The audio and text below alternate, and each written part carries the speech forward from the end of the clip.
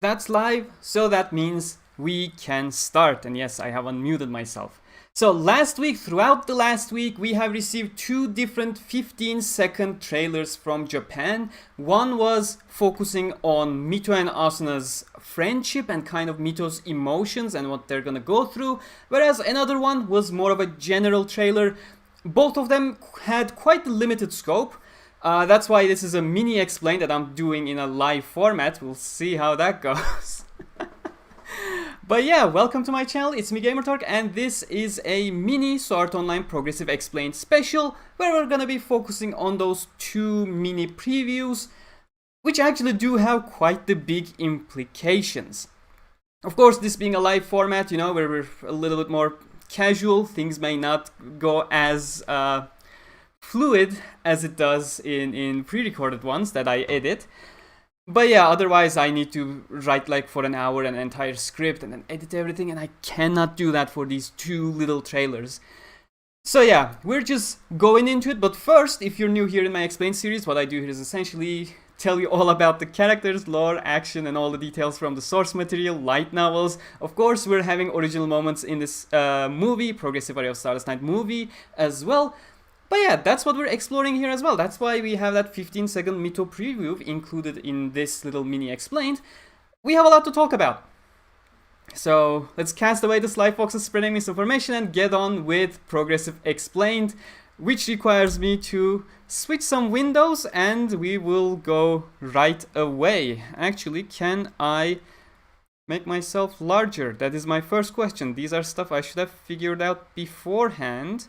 But how about I bring that chat window with me, make that cam larger, there we go. Can I put that over here? No, not exactly, we'll fix that in a second.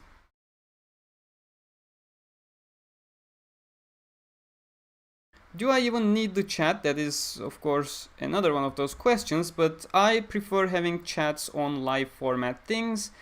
I do believe it does help a bit, especially since we're gonna have a small Q&A section at the end if you guys have any questions, which is when the live chat is really gonna be useful. Do I need that? I want that. Yes, client image, let's go. So first off, I'm gonna show you the two trailers we have, and then we'll go over the key screenshots from them, as well as draw comparisons to the old anime or things we have seen in some other trailers. So let me bring up, in fact, I do need that screen capture over here as well, if I can. Can I do it with window capture, please? Yes, window capture 6, just grab that DLC. Those are my notes, by the way.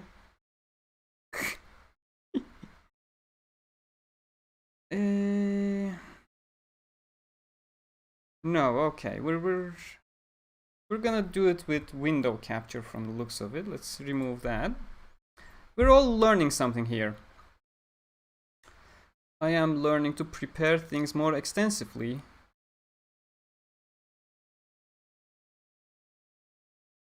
But there we go. If we switch over to display capture 2, bring that all the way, actually don't bring that all the way down, we're just gonna make it smaller. That's all we're gonna do. We're gonna put it on the top right, and then we're gonna be able to see everything. Yes.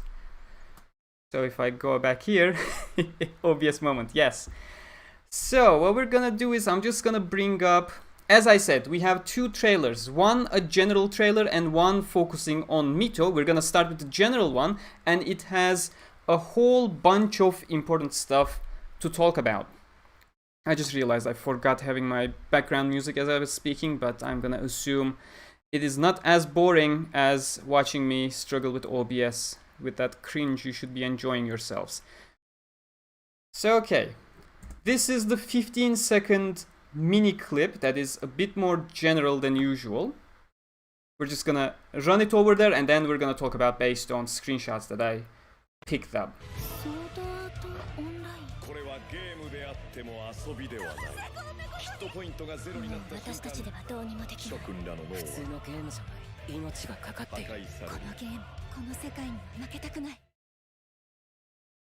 So, Well, that one went quite fast, which is exactly why we are switching over to a screenshot format now. There's a whole bunch of stuff in that 15-second preview alone. Do you like my background visual? So the first one, if you go one by one, let me bring them over. The first visual that we had, can I make that full screen? That would be extremely helpful. Yeah, juggling windows is hard. So the first key one is what we see over here, which is either a huge teleport beam, which is the start of Kayaba's tutorial, of course, or it is the exact moment when he activates the shifting of the avatars to their real versions. If you check the original anime, they do actually have that beam of light covering them as well, so they may have updated that visual into this too. And especially considering everywhere is red, you know, I would imagine this is indeed that change of avatars portion with the mirror section. The mirror is more memorable for many people, I know. But yeah, with the entire sky being covered red, this is most likely that mirror visual where everyone's just changing over to their new avatars. The second screenshot, we have our Silica cameo. I'm pretty sure you guys saw this as well. This is an exact recreation. It's not those visuals from season 1. This is an exact recreation of the Silica screenshot. In fact, if I may, I do have comparison shots here. There we go. You go to the left, you stay on the right. So the right side is from the movie, and the left side is season 1 with the old art style and stuff. And you can clearly see that Silica here looks much more innocent in the old one, whereas she's utterly terrorized here on the second one. Something I really like, you know, showing that those character moments and how they feel. I do believe it's really important, and the shocking terror that Silica has on her face is much more fitting for the occasion here. I actually have 2 more screenshots for the exact same thing. Okay, now I'm confused. Okay, this is again from the original anime. This is season 1 of the anime. This is from the movie. Again, the amount of detail, if you check things like, can I zoom in with my mouse wheel? Yes. Like, look at that incredible detail work in comparison. Of course, this is YouTube compression. It's gonna screw stuff up a bit. But yeah, all those kinds of stuff. It's really nice things that we're seeing being reimagined for the... This is the bump, right? I have one more? Yes, this is the one. Maybe having 3 screenshots was a bit too much. It feels a bit drawn out. But yeah, you can see the comparisons of the original anime and the movie having a whole lot more different and detailed art style, which is looking absolutely gorgeous in my opinion. So I can bring that down, bring this back up, and we move on. We have a single screenshot of Asuna being confronted by the big Croco field boss kind of thing. We still do not exactly know what this thing is. It definitely looks like a boss, but whether it's a field boss or a quest boss or anything else, we do not have any information yet.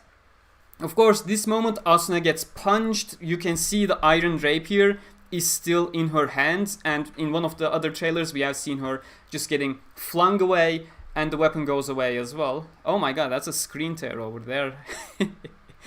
Nice. And eventually Kirito comes in and saves them. I am pretty sure Mito is going to be in this scene as well, because they were grinding together with Asuna and all that kind of stuff I have already talked about in my trailer for Explained. You know, for more context on this specific scene, you may want to check there instead.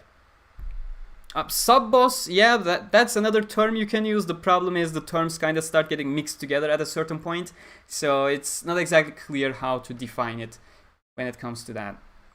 So here, this is actually quite the flashy shot, so I tried to grab one of the best screenshots I could without the text covering things, but we see a huge horde of Nepenthes, little Nepenthes. Now this is, again, tying into the first day stuff, which is one of the reasons why I'm promoting first day all that much lately. But you see do you see my cursor? I think that may be extremely helpful showing you specific stuff if I enable capturing of my cursor as well. Oh, it is being captured. Okay, that is good. That means I can easily show you the stuff that is happening. Now, we got a horde of Nepenthes, and if you look closely, not all of them have the same type of head accessory, I want to say, but it's not exactly it. The head part of them, they don't have the exact same one. You see this one over here has a stalk, you see this one over here has a stalk, but if you look back, that one over there, for example, has a huge bulb over his head, and I am not sure if there is a flower one, which is not exactly clear in this shot specifically, which is exactly why I have a comparison shot ready. If I can get out of full screen, please. And let me grab my comparison shot. Where is that? Okay, yes. So this is the one from the light novels, volume 8, which features the first day side story. And if you look back, that is the enemy with the bulb. So there are 3 variants of these guys. In fact, I may just show it over here. This is our key visual with it for our the first day April Fool's trailer. But the 3 types of enemies, there is one with the stalk, which is the most common type, that is the normal enemy, and the 2 variants, the bulb variant and the flower variant. The flower variant is required for a quest that Kirito had to do very early on in the game, in the first day, and the one with the bulb is actually a trap enemy. Now, you see that purple mist over here, and that is the exact result of attacking the one with the bulb. Because once you hit this one, it explodes, it creates that mist all around, and it draws all the other little Nepenthes in the area towards you. So that is literally the trap mob that you have that's gonna cost you your life. And as we have speculated from previous trailers, I have talked about this a lot. I believe trailer 2 and trailer 4, both of them I talked about this. But Mito, as a beta tester, definitely knows that she shouldn't be attacking the one with the bulb.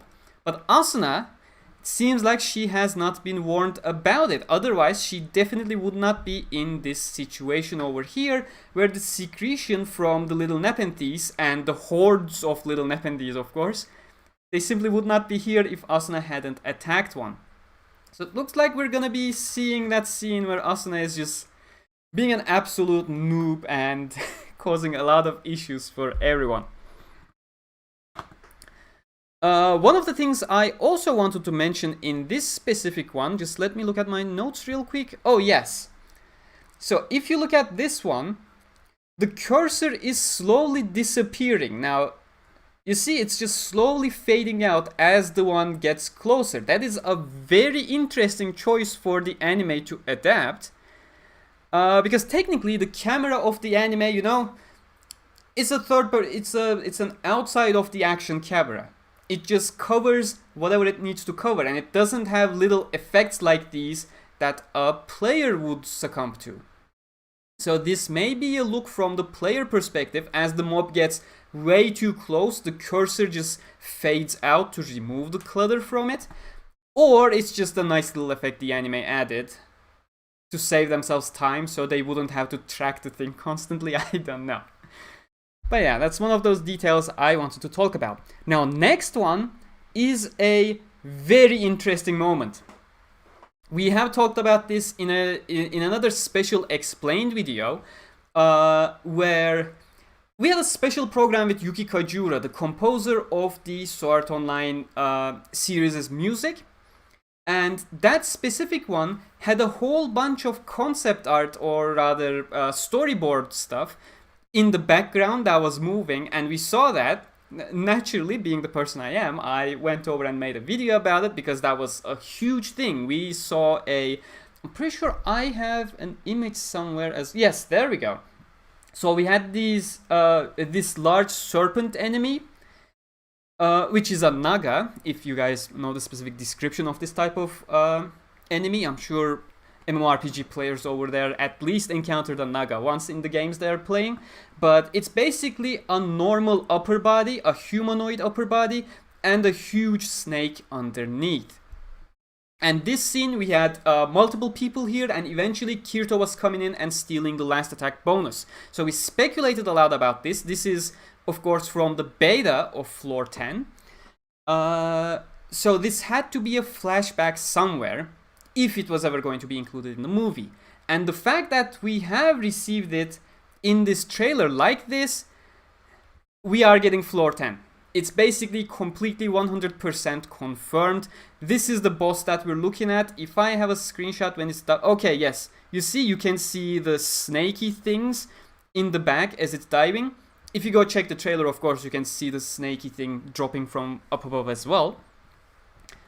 But yeah, this is basically the scene. We have our 3 members being encountered by this Labyrinth boss. This is not the floor boss, Kagachi the Samurai Lord, because the players did not reach the floor 10 boss within the beta. They managed to get to floor 10, they managed to fight some enemies over there, but did not make it to the boss. Of course, Kagachi the Samurai Lord, you'll recognize him from Ordinal Scale. Now, what is so interesting about these 3 people is that, as we have speculated in that Yuki Kajura special video, Kirito was basically stealing the last attack bonus these guys would have from the Naga field boss. And what do we see here? Well, I think the next one is a bit clearer due to the exposure. Yes.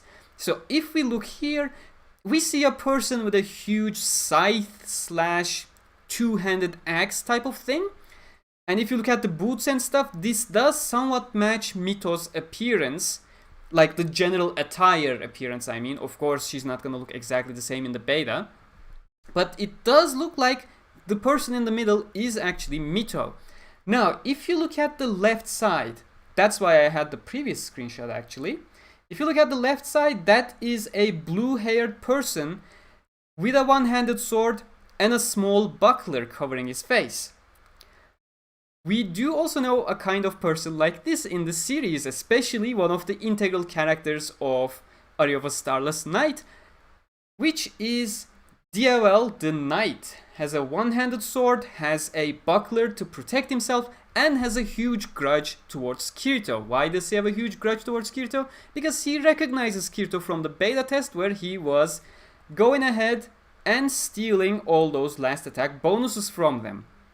So again, huge implications. It seems like Kirito actually cucked both Diavel as well as Mito in this instance, if our assumption that this is Mito is correct, of course. That still remains to be seen. Some people speculated this one over here on the right side, maybe Egil with the huge shield, but we have no information whether Egil played the beta or not. I would imagine he did not.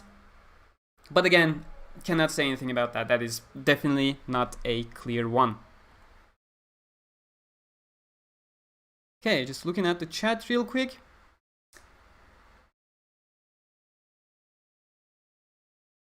Okay, everything I have already clarified from the looks of it. That means we can move on. I am returning to my notes so I don't miss anything. Okay, we covered the Kajura screenshots. Now, the final screenshot I want to show from this 15-second trailer, after this we're gonna switch over to the 15-second Mito trailer, is this one over here. Kirito, extremely sweaty, and you can see a hint of green light on the top right if my face is not blocking it. Of course it is blocking it. Let me bring you over here. So yeah, you can see the green light on the top right. That is, of course, the light coming from a sword skill, which gives this 2 different possibilities. We already saw in the previous trailers, Kirito is using a green sword skill against Illfang, the Kobold Lord. And we have a whole lot more of these over here. So that screenshot is either the end point of this or the beginning of this. Now, if we look at the mad grin over here, you can see the sweats, etc. at the beginning, the initiation of the sword skill. So I would imagine this is after having some exciting moments, and then Kirito suddenly going for that, lifts his head with that maniac grin, and just launches the sword skill instead on Illfang, the fucking Chad.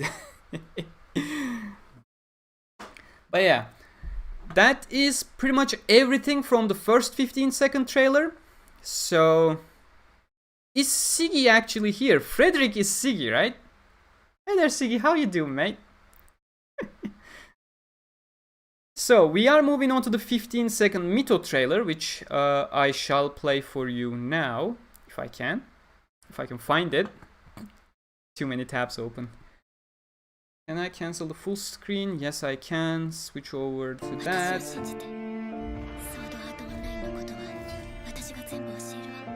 Okay, I'll rewind to the beginnings. Give me a sec. I don't want to have it full screen because that's gonna get claimed as I play it perfectly normally. That's not gonna fly. That is the wrong one. That is the correct one. Yes, just look over there.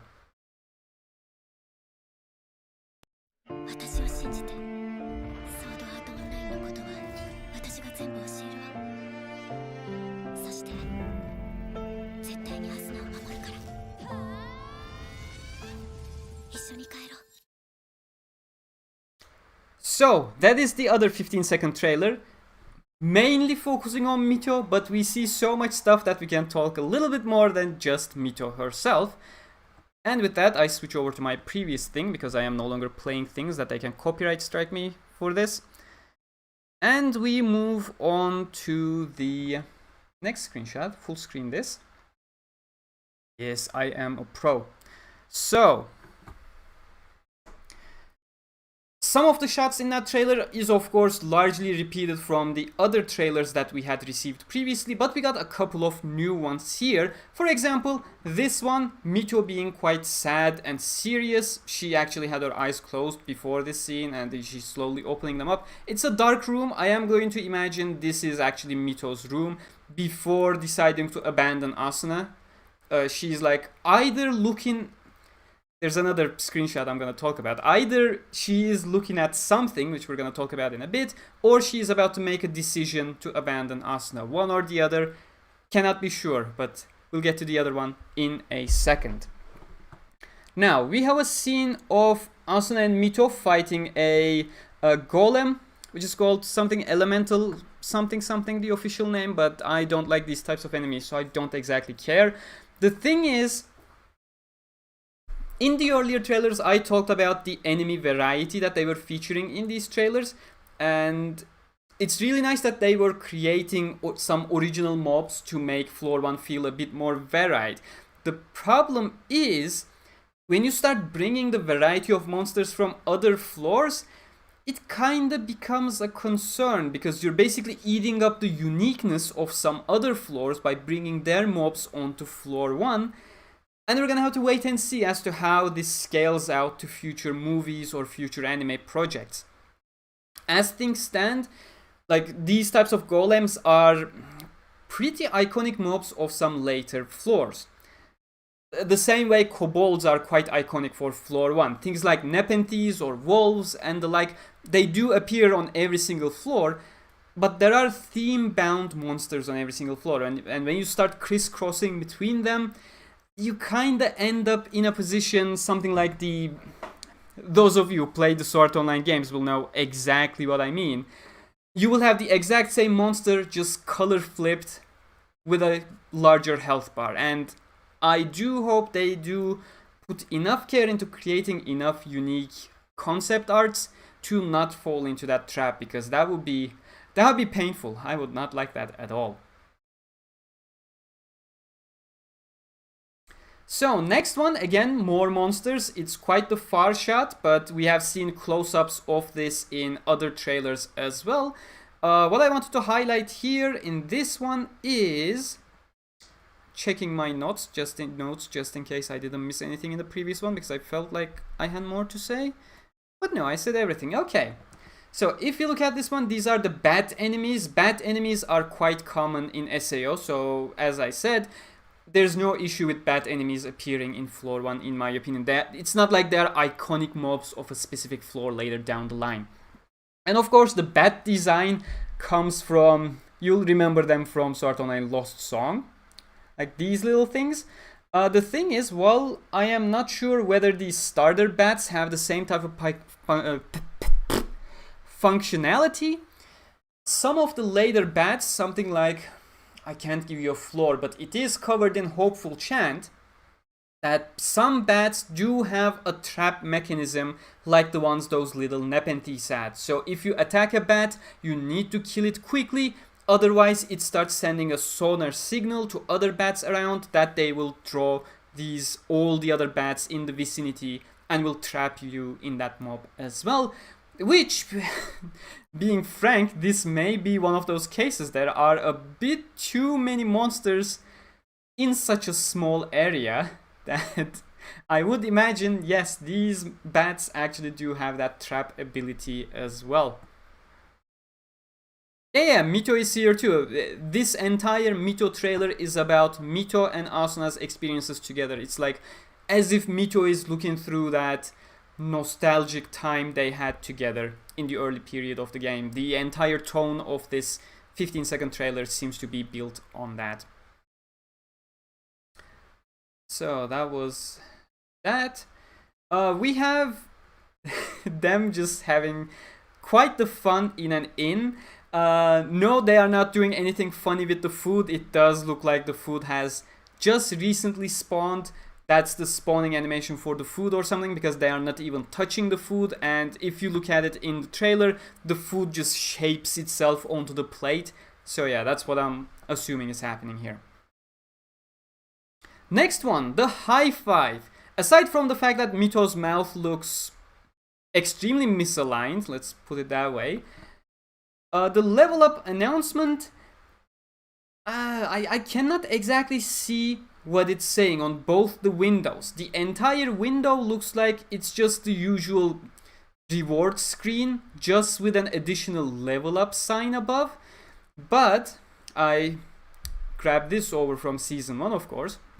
Well, it does look extremely similar to this result screen after Klein killing a boar. It doesn't exactly match up. We have XP, coal, and items. Whereas if you look here, just ignore the level up sign above. That doesn't look... It can be results.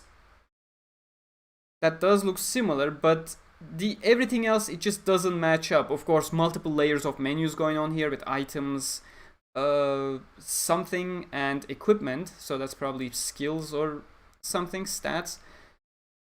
Mito's one is slightly clearer, but it doesn't provide us a proper look here as well. It looks like this is XP.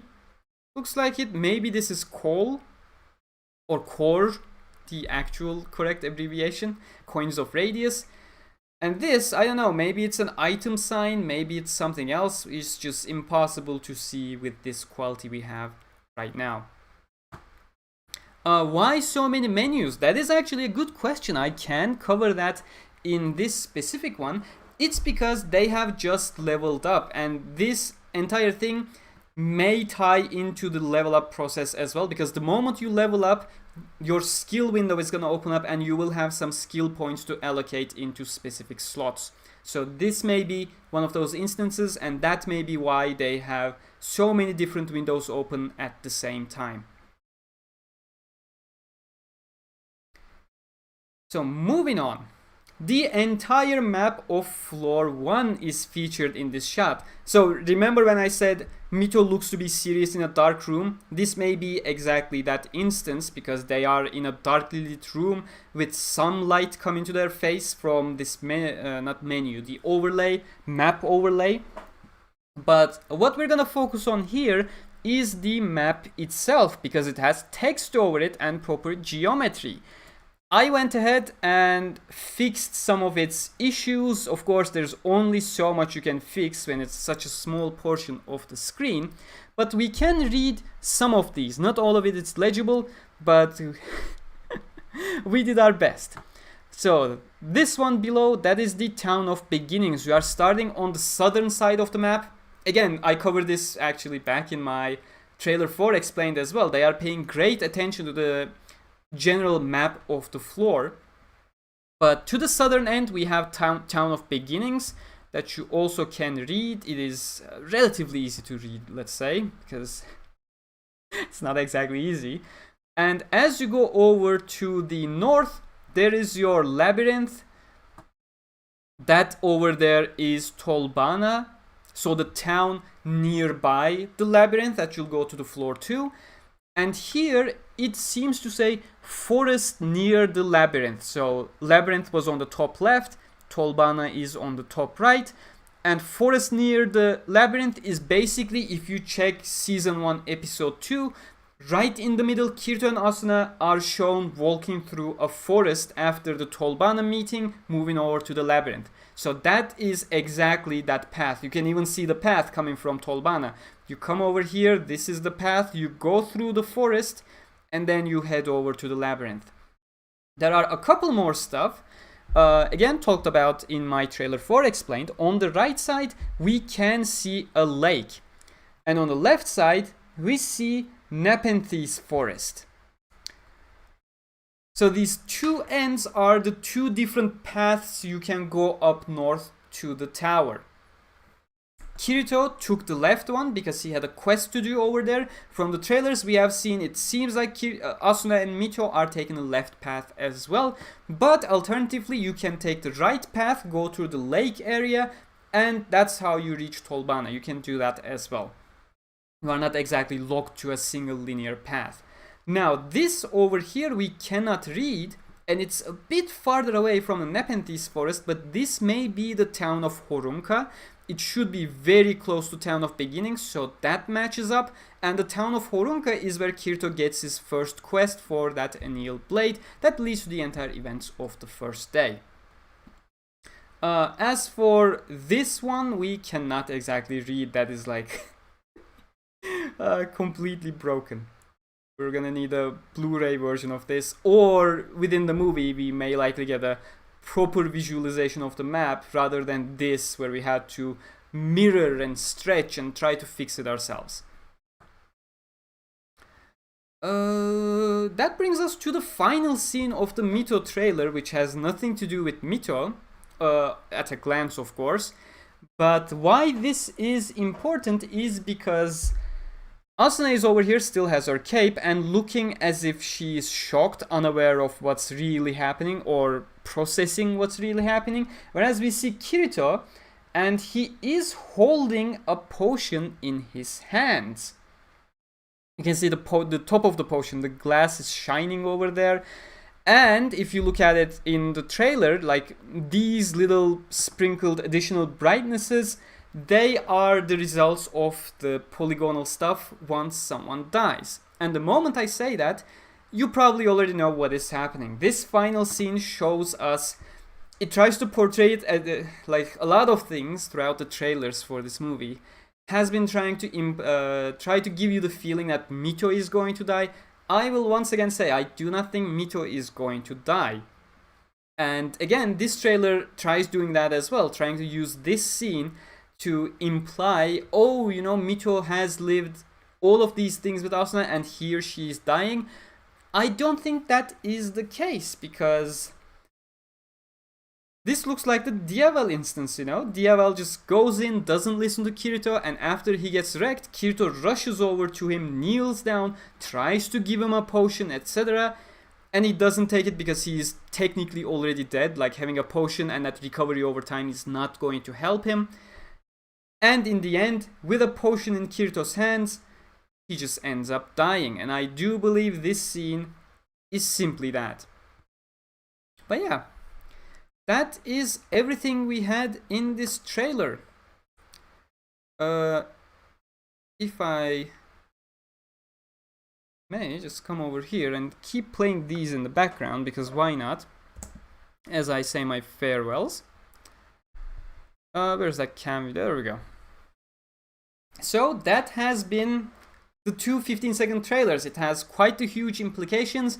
Oh my god, I have talked for over 30 minutes now. If you have any questions, ask now, or I am wrapping this up because I did not intend this to be this long.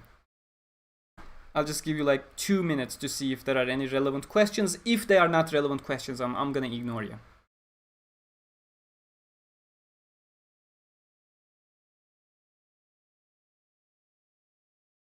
Yeah, okay, bye. Go watch season 1, man. When does the movie come out? 30th of October in Japan. 3rd of December in the US, Canada, I believe. Europe, like 99% of Europe doesn't have a release date. They did not even acknowledge the movie so far. Turkey had it for December 3rd, but it has been postponed to January 7. But yeah, if you are looking for regional answers, you gotta ask your regional licensor or publisher.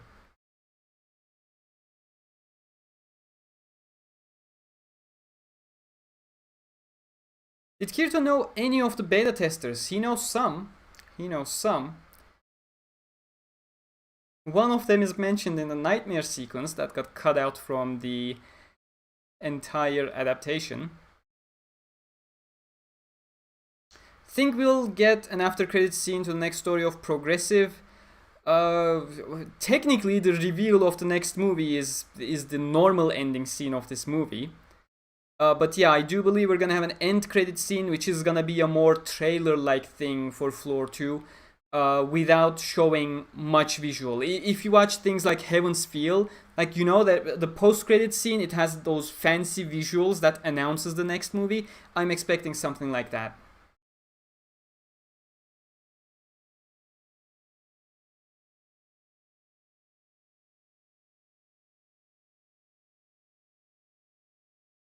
Okay, Zio, you're just asking so many random questions that I'm just not answering any of them. Why was floor 10 the last floor that beta testers got to? I don't know, maybe they ran out of time because the beta test was a time limited thing. Because that's how beta tests work. Don't ask such basic questions, please.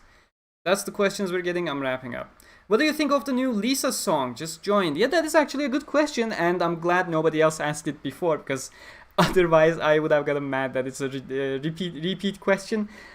The song is nice. The song is... I want to pick my words carefully because I don't want people just pulling the wrong conclusions out of it. It is a good song in my opinion. It is a bit monotone. I think it suffers from the same mistake Thrill Risk Heartless suffers from, the Fatal Bullet opening by Lisa. It's just, it maintains the exact same tone throughout the entire song, that you don't get a high point. Even when the chorus starts, you're maintaining that, what you call it, the same level of hype even when the chorus starts. And I think that's why a whole lot of people are thrown off by it. But I personally do like the song. Again, it would be better in my opinion if a little bit more hype was there for the chorus to differentiate it from the rest of the song.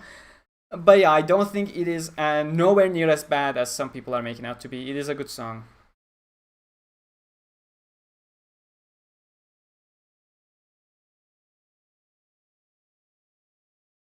What's your opinion on the progressive naming for the retelling of Aincrad? I mean,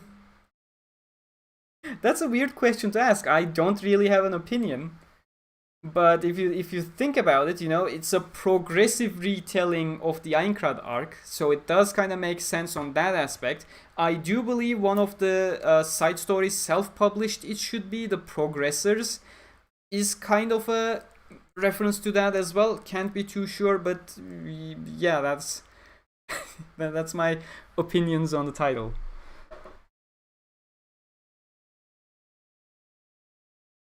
What kind of interactions will Asuna and her brother have? Watch the movie. I want the movie in Germany ASAP. We have contacted Peppermint Anime. They keep saying the exact same thing. Just follow us on Akiba Pass where we share the latest news. We currently have no information on Progressive Movie. But from the looks of it, Peppermint or Wakanim may not actually bring it to the country.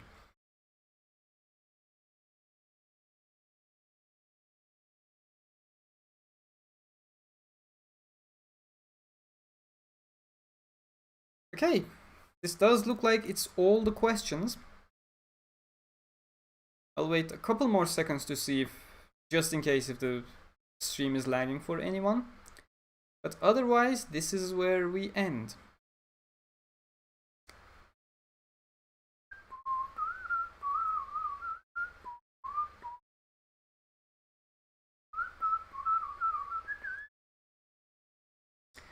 Oh, that is actually a good question. I may need to make a separate video for that just to reach out to the people looking for the answer to that, because I'm pretty sure that's going to be asked a lot.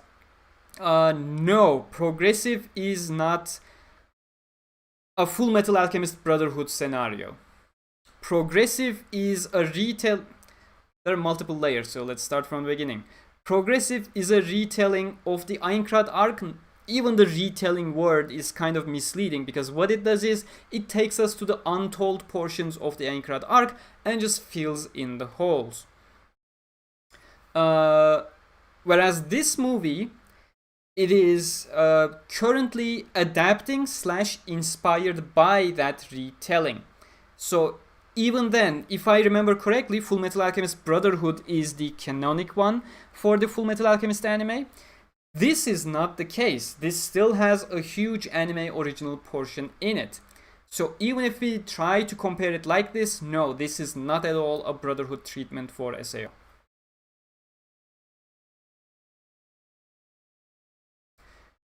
What do you think will be Mito's ultimate fate? I don't think she's gonna die. Just watch the movie.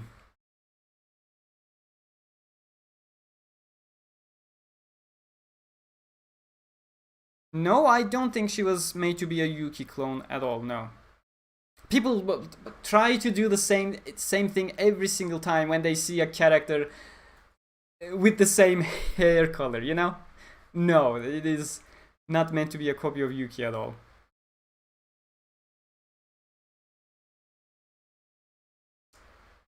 Okay, we're wrapping it all there. Thank you very much for watching, and I'll see you in the next one. Until then, take care.